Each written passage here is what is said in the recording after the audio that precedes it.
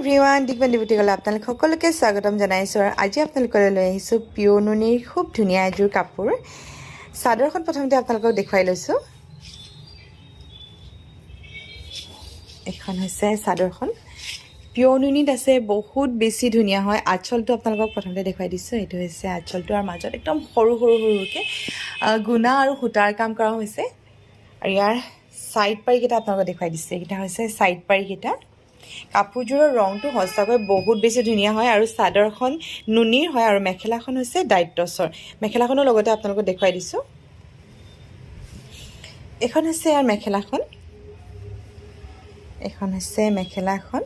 আৰু ইয়াৰ ব্লাউজ পিচটো ধুনীয়াকৈ আছে এইটো হৈছে ইয়াৰ ব্লাউজ পিচটো কাপোৰযোৰ বহুত বেছি ধুনীয়া হয় আৰু চাদৰখন হৈছে পিঅ' নুনিৰ আৰু মেখেলাখন হৈছে